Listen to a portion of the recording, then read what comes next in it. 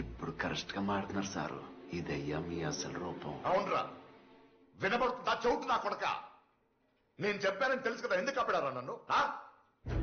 ఇది తెలియగానే మిమ్మల్ని సంపేద్దామని బయలుదేరాను సారు. కానీ అనుకోకుండా మిమ్మల్ని లారీ గుద్దేసింది. సాబతుకులో ఉన్న మిమ్మల్ని వెంటనే ఆసుపత్రికి తీసుకెళ్ళా. మీకు చాలా సేవలు చేశాను సారు. మీ ఒళ్ళు తుడిసా, మీ బట్టలు ఉతికాను, ఆఖరికి ఈ సేరులతోనే మీ వచ్చ కూడా తీశాను. మీ గడ్డం గీకేటప్పుడు నా చెయ్యి మీ గొంతు దగ్గర ఇలా ఉడికేది సారు.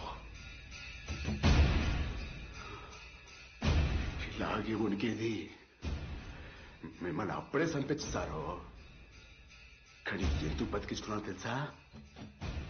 మీరు ఎందుకు చేస్తున్నారో మీకు తెలియాలి. నా బాధంతా మీకు అర్థం కావాలి.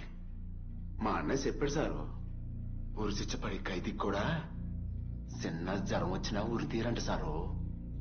వాడికి బ్రతుకు మీద ఆశ కలిగినప్పుడు, పూర్తి ఆరోగ్యంగా ఉన్నప్పుడే ఉరి తీస్తారట. చూడండి సార్, ఇప్పుడు చూడండి అయ్యా, ఎంత ఆశతో ఉన్నారు. పైగా ఇప్పుడు మినిస్టర్ కూడా అయిపోదాం అనుకుంటున్నారు. ఇప్పుడు సంప్రదాయ న్యాయం కదా సారు. ఆగండి, చీడుకుతున్నాడా? మా అన్నయ్య రంగస్థల వాస్తవ్యుడైన చెల్లిపోయిన కుమార్ బాబుని మీరు చంపినందుకు గాను వీడి తమ్ముడు చెల్లిపోయిన సిట్టిబాబు మిమ్మల్ని చంపుతున్నాడు. ఇప్పుడు అర్థమైందా సారు? బాగా అర్థమైంది.